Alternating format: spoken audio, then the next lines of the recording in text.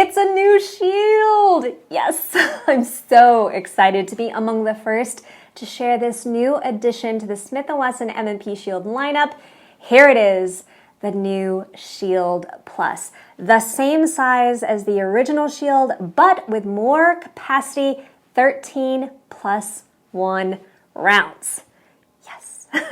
Now, before I get too far into this video, my name is Julie Golob. I'm a professional competition shooter for Smith & Wesson. It's safe to say that I am definitely biased.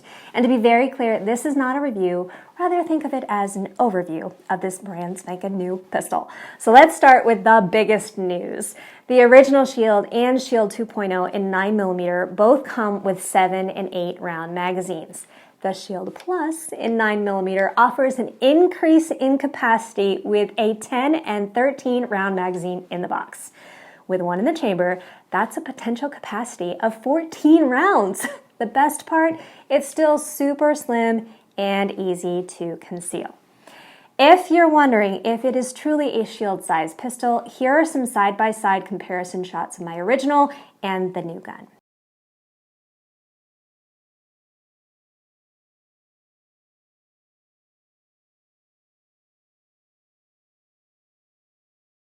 If you're familiar with the 1.0 and 2.0 shields, you'll notice that these mags look a little different. First, they're black, and second, they utilize an orange follower. I really like how easy it is to see this bright color. It makes it very clear when these mags are empty. Comparing the weights of my Shield 1.0 to the Shield Plus, you'll see that the 1.0 weighs just a touch more on my scale.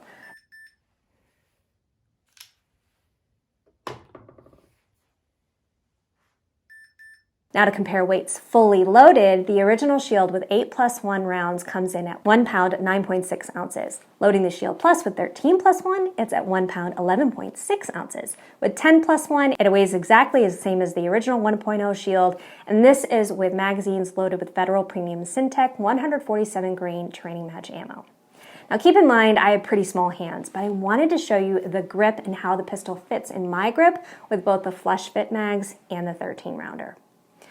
Another big change from the original Shield and the 2.0 is the trigger. This pistol features a flat trigger that I know some of you are going to be super excited about.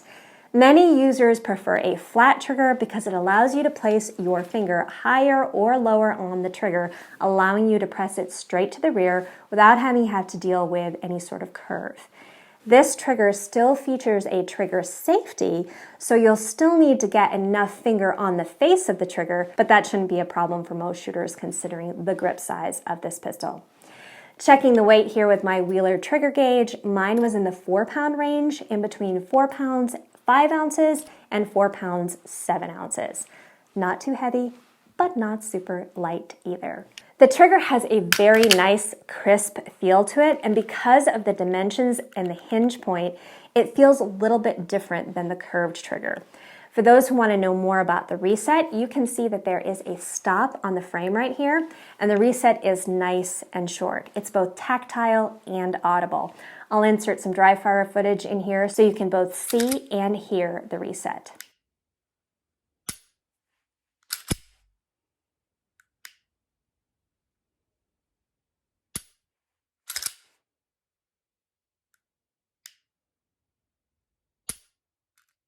Sights are standard white dot sights. I love the little detail of the M&P logo inset behind the set screw.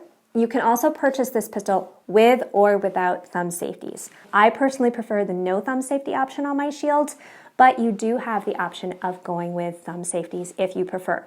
They are the small safeties like the ones on the original Shield. The pistol uses a metal magazine release, and like all M&Ps, it features that durable melanite finish. You'll notice 2.0 details like the serrations on the slide and the grip texture. I really like the amount of grip texture on this grip. It makes it easier to control recoil and hang on when your hands are wet or cold, or even dry for that matter. The firearm also features the internal steel chassis that comes with the 2.0s. This, combined with the grip texture and the grip angle, it makes it feel like you're shooting a full-size gun. And a lot of these smaller compact pistols can be rather unpleasant or even difficult to shoot. Not so with this pistol. The gun shoots great out of the box, and as much as I love my old shield, this guy is going to be my new carry pistol. Now, some things to note that may be helpful for you. This handgun makes a major jump in capacity while still staying slim and small. And anytime you max out capacity, things can feel tighter. First, let's talk magazines. I had to use a bit of elbow grease to load both the 10 and the 13 rounders to capacity. And next time, I'll bring my Uplula with me. A load assist device will be very helpful, especially if you plan to load several mags, especially for those last few rounds. Also, you have to be firm when inserting a fully loaded magazine into the pistol when the slide is closed. That's not to say you can't reload without that dreaded double tap on the bottom of the mag, but you can't be gentle. Pulling back the slide on a fully loaded mag is also a lot tougher because you have all that pressure from the rounds in the magazine. Here I'm showing you what that looks like to pull the slide to the rear slowly with a fully loaded mag, the way I do with other M&Ps or even other shields. It can certainly be done, but you may need to adjust your technique and train accordingly. A little side note here, if you struggle with hand strength, manipulating the slide, loading magazines, and even seating magazines, I highly recommend checking out the Shield Easy. It doesn't have the capacity of the Shield Plus, but it will be much, much easier for you. The slide lock, or the slide release, whichever you prefer to call it, is also tight feeling. That's something to keep in mind if you prefer to close the slide with the release instead of manipulating it from the front or the rear. Though it is tight, it's also something you can easily feel and access. Now, if you are a right-handed shooter and utilize a high thumbs forward grip like I do, depending on where your thumb sits, it can be easy to ride this slide release. If you do that, it will prevent the slide from locking open on an empty mag. This is a fairly common thing, and a lot of people will think that there's something wrong with their pistol or even their magazines. Most often, it is because the user has their thumb on the release, preventing it from locking up properly. In this footage, you'll see me load and shoot 2 rounds. My thumb is close to the slide and it's riding the slide stop. It's not locking open. Now watch when I make a slight shift in my grip. I'm just placing my right hand thumb on top of my support hand thumb. Think skin on skin instead of skin on steel.